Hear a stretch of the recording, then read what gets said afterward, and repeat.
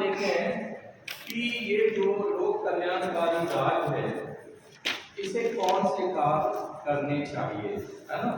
तो लोक कल्याणकारी राज के अंतर्गत पहले शांति व्यवस्था और सुरक्षा संबंधी का आपको पॉइंट नोट करना। शांति व्यवस्था और सुरक्षा संबंधी कार्य जो है वो लोक कल्याणकारी राज्य की वरीयता में, है ना, किस तरह के कार्य करना है। शांति व्यवस्था एवं सुरक्षा संबंधी, इसे हम कहेंगे कि आत्मरक्षा संबंधी कार्य, है ना। आत्मरक्षा संबंधी कार्य माने एक तो हमारी आत्मरक्षा कैसे होगी कि फर्स्ट ऑफ ऑल हमारी जो सेनाएं हैं वो देश की रक्षा करेंगी और आंतरिक क्षेत्र में जो शांति व्यवस्था है, पीस एंड हार्मोनी है, उसको मेंटेन किया जाएगा। ठीक है। दूसरे नंबर पर आप देखें सार्वजनिक विधि तथा न्याय व्यवस्था संबंधी कार्य किया जाएगा। सार्वजनिक विधि एवं न्याय व्यवस्था संबंधी कार्य, सार्वजनिक विधि तथा न्याय व्यवस्था संबंधी कार्य लोक कल्याणकारी राज्य इसे अपने अंडर में लेगा। और नेक्स्ट है प्रशासनिक कार्य। प्रशासनिक कार्य जो है लोक कल्याणकारी राज्य के अंतर्गत रहेंगे कि जनता के लिए जो प्रशासनिक अधिकारी हैं वो तमाम तरह की जो योजनाएं हैं उनको फलीभूत करेंगे, उन्हें लागू करेंगे। तो न्याय संबंधी का, आत्मरक्षा संबंधी का और तीसरे नंबर पर प्रशासनिक कार्य जो है ये सभी राज्य सत्ता द्वारा किए जाएंगे। नेक्स्ट है नियोजन संबंधी का। नियोजन संबंधी कार्य,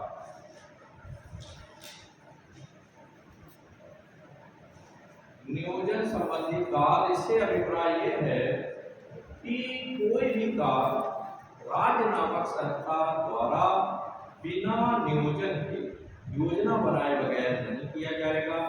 भांति भांति आज हम देखते हैं कि किस प्रकार से राज सत्ता पब्लिक वेलफेयर के लिए अधिक से अधिक जो है वो योजनाओं का निर्माण कर रही है और उनका क्रियान्वयन कर रही है ना। जैसे हम लोगों ने अभी दृष्टांत के तौर पर देखा था कि हमने रूस से पंचवर्षीय योजनाओं का कंसेप्ट ग्रहण किया और क्रमशः आप देखें कि 12 पंचवर्षीय योजनाएं हमने पूरी की और उनके द्वारा देश को गत 60 से 70 सालों में 6 से 7 दशक में हम देश को इतना आगे ले गए। तो नियोजन संबंधी कार्य के अलावा नेक्स्ट है सामाजिक सुरक्षा संबंधी कार्य। Point you will have to note down. सामाजिक सुरक्षा संबंधी कार्य, आप देखते हैं जो भी लोक कल्याणकारी राज्य हैं दुनिया में और लगभग अधिकांश देश जो है वो लोक कल्याणकारी है।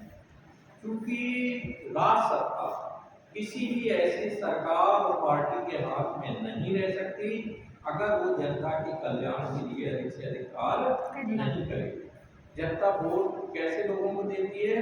जो अधिक से अधिक लोक लुभावनी समाज कल्याण से जुड़ी हुई योजनाओं का लाभ, है ना। फिर जनता ये भी देखती है कि जो घोषणा की गई थी उनका क्रियान्वयन कहाँ तक किया गया।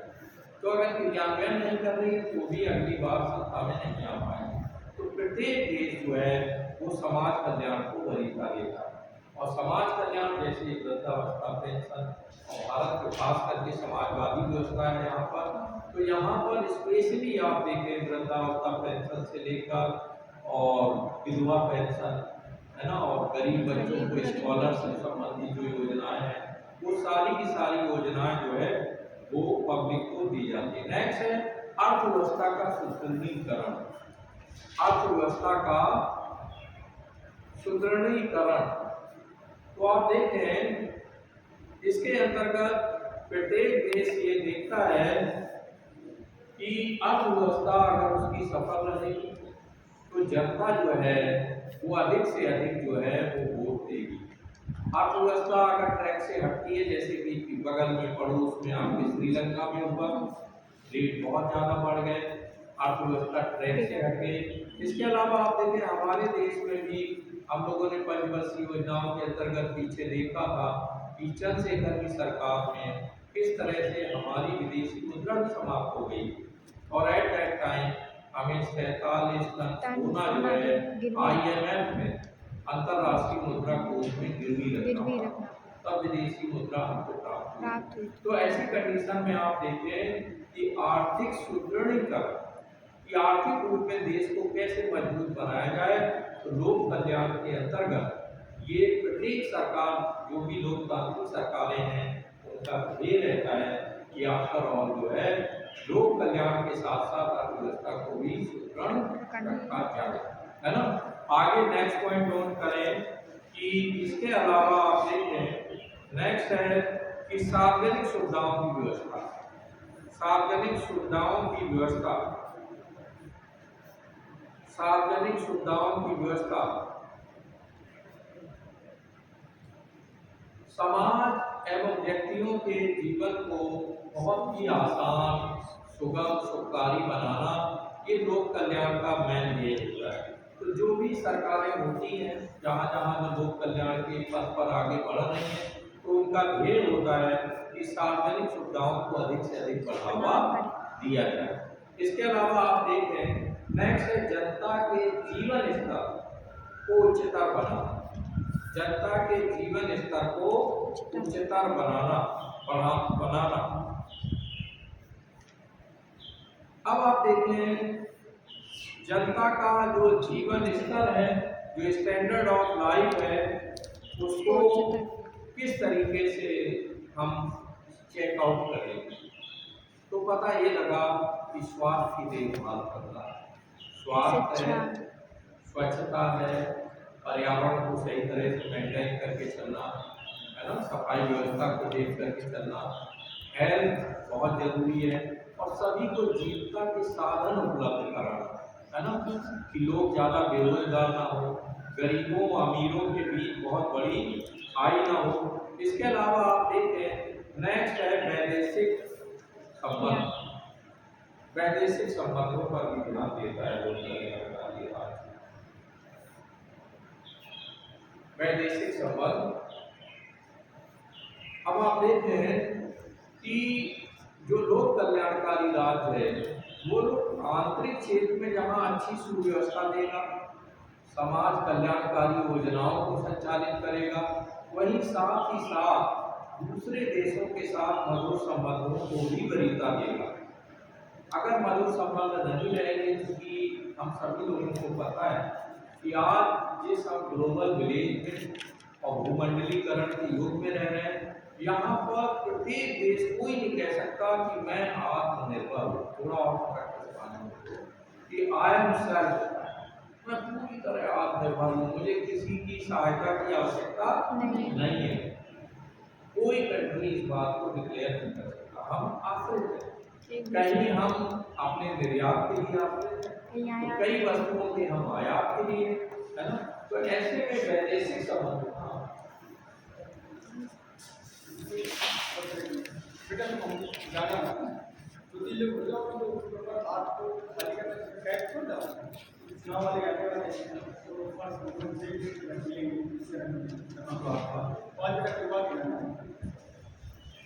हाँ, तो हम आप बात कर रहे थे कि वैदेशिक संबंधों का।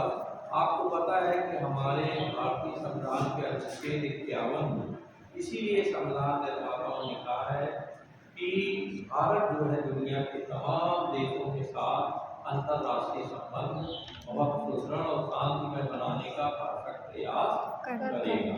तो इस तरह से आप देखें कि जो आंतरिक संबंध है, अंतर्राष्ट्रीय संबंध है, वैदेशिक संबंधों पर भी पूरा बल दिया जाएगा। नेक्स्ट है राजनीतिक कार्य, लोक कल्याणकारी राज्य।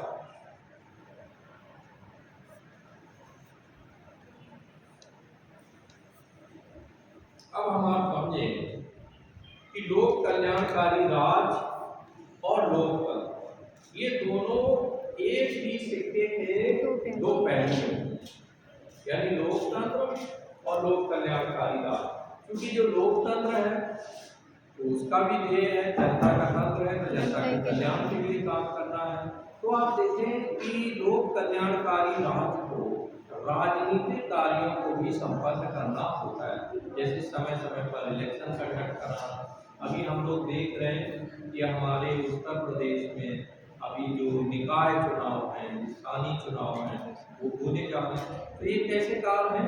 राजनीतिक कार्य। तो राजनीतिक कार्यों में भी सभी को बराबर का स्तर प्रदान करना, जाति धर्म भाषा लिंग किसी आधार पर वोट देने का अधिकार न छीना जाए और न किसी कैंडिडेट को एज ए कैंडिडेट खड़े होने का भी सभी को समान रूप से अधिकार प्राप्त। ये नहीं कि भैया आप महिला हैं तो आपको राइट नहीं मिलेगा। तो ऐसी कंडीशन में आप देखते हैं कि लोग खास करके लोकतंत्र है ना, और लोक कल्याण है, ये दोनों एक ही सिक्के के दो पहलू हैं। इसके अलावा आगे हम आप बढ़ते हैं तो इसमें देखते हैं कि लोक कल्याणकारी राज का मूल्यांकन, ये है थोड़ा डिस्कस करेंगे। लोक कल्याणकारी राज का मूल्यांकन, लोक कल्याणकारी राज का मूल्यांकन। तो अब हम आप देखते हैं कि जो लोक कल्याणकारी राज है, ये अपने अभियान में कितना सफल रहा और कितना असफल रहा। हम सबको याद रखना है कि जब भी एग्जामिनेशन में किसी भी टॉपिक पर मूल्यांकन पूछा जाए तो उसके हमें गुण और दोष दोनों पहलुओं को उद्घाटित करना है कि कौन से गुण है और कौन से दोष। तो पहले हम आप चर्चा करते हैं कि लोक कल्याणकारी राज के गुण कौन से। तो यहाँ हम ये पाते हैं कि लोक कल्याणकारी राज जनता की भलाई के लिए, अधिकतम लोगों के सुख के लिए, अधिकतम लोगों के कल्याण के लिए ये बराबर कार्य करता रहा। तो ये बहुत ही इसका सकारात्मक पहलू है। न केवल हमारा देश बल्कि विश्व के अधिकांश देशों ने इस लोक कल्याण के कंसेप्ट को अपनाया, जिसकी वजह से आप देखें जनता को अनेक प्रकार की सुख सुविधाएं प्राप्त हुई, सड़कें बनी, हॉस्पिटल बने, है ना, और जो भी मूलभूत आवश्यकताएं हैं उनमें वृद्धि हुई। लेकिन अगर हम कार्ल मार्क्स की ओर देखें तो कार्ल मार्क्स ये कहता है कि ये लोक कल्याणकारी राज ही होम है। क्या कहता है? मूलतः पूंजीपतियों के हाथ में ही सत्ता रहती है। जो राजनीतिक कार्यकर्ता है या जो राजनीतिक प्रभावशील व्यक्तित्व है वो ज्यादातर पूंजीपतियों से बंधे रहते हैं और पूंजीपतियों के इशारों पर वो काम करते हैं। अब जनता में विद्रोह न हो तो छुटपुट उनको चीजें बांटते हैं, जो ना कि पता ही लगा विधवा पेंशन दे दो, वृद्धावस्था पेंशन दे दो गरीब बच्चों को, लेकिन आर्थिक आधार पर पूरी तरह से सुदृढ़ बनाने का प्रयास नहीं किया जाता। जैसे लोक कल्याणकारी राज का कंसेप्ट हमारे संविधान में भाग 4 में राज्य के नीति निर्देशक तत्वों में इसकी व्यवस्था की गई है। लेकिन आफ्टर ऑल आप देखते हैं कि राज्य के नीति निर्देशक तत्वों को लेकर हम न्यायपालिका की तरफ से नहीं जा सकते, हम उन्हें सख्ती से लागू नहीं करा सकते। तो ऐसी कंडीशन में फिर क्या हुआ? किसी ने कहा कि राज्य के नीति निर्देशक तत्व को एक प्रकार के नैतिक उपदेश, क्या है? नैतिक उपदेश, only a message, moral message है ना, क्योंकि उनके पीछे कोई विधिक शक्ति नहीं। जैसे राज्य को लोगों को नौकरियां देना चाहिए, लेकिन राज्य नौकरियां दे इसके लिए आप न्यायपालिका में नहीं जा सकते कि हम भाई डिग्रियां जो है BA MA सब किए बैठे हैं, इवन PhD किए बैठे हैं, पर राज नामक सत्ता जो है वो हमें नहीं दे रही सेवाएं, है ना। तो ऐसी कंडीशन में आप देखें कि लोक कल्याणकारी राज के जहाँ तक लाभ पक्ष का गुण की बात है तो इसने व्यक्तिवाद की कमियों को दूर किया, समाजवाद या साम्यवाद वाली उग्रता को छोड़ते हुए बीच का रास्ता अपनाया कि जनता के कल्याण के लिए अधिक से अधिक काम किया जाए, है ना।